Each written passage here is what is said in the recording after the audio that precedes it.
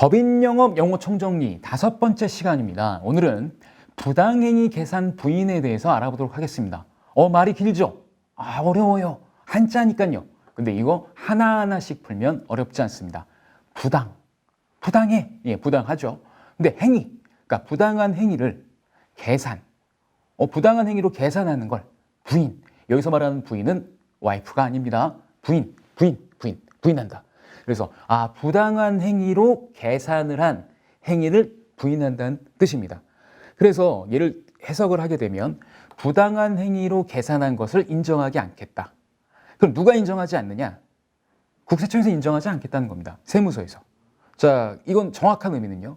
이 사업자가 법률 혹은 기업 회계 기준에 맞게 회계 처리를 했어요.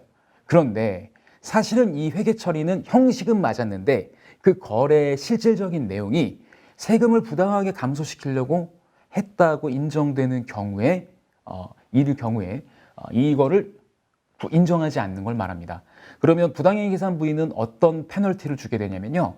법인의 비용으로 인정하지 않습니다.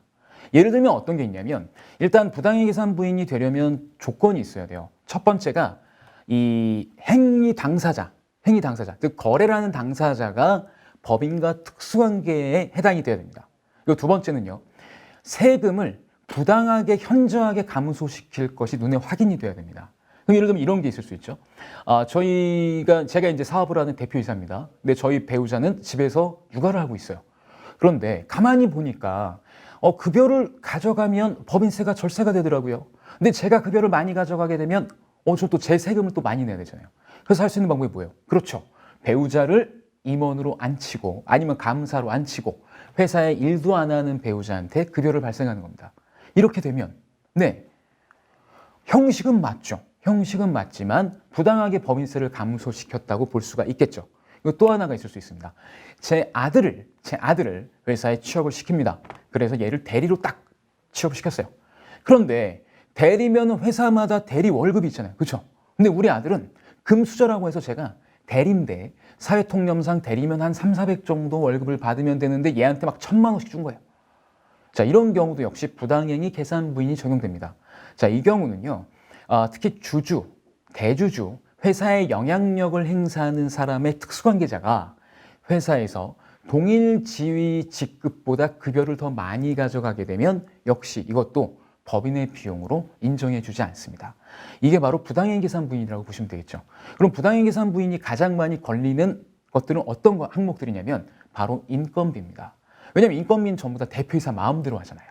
그래서 대표이사가 급여를 책정하거나 대표이사의 가족을 앉히고 급여를 책정하실 땐 부당행위 계산 부인에 해당하지 않는지 여부를 반드시 봐주셔야 됩니다. 그럼 다시 한번 정리하겠습니다.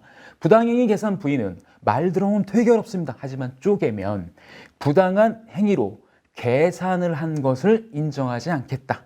여기서 말한 계산은 회계 처리. 이걸 인정하지 않겠다. 그럼 인정하지 않겠다는 건 뭘로 인정하지 않느냐?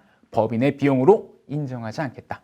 가장 많이 걸리는 항목들이 이 대표자 마음대로 쓸 수 있는 인건비, 그다음에 복리후생비 이런 것들이 걸리기도 합니다. 근데 이게 걸리려면 두 가지 조건이 성립돼야 됩니다. 첫 번째, 특수관계가 성립돼야 되고요. 두 번째, 법인세를 줄이기 위해서 했다는 것이 명확하게 드러나야 됩니다.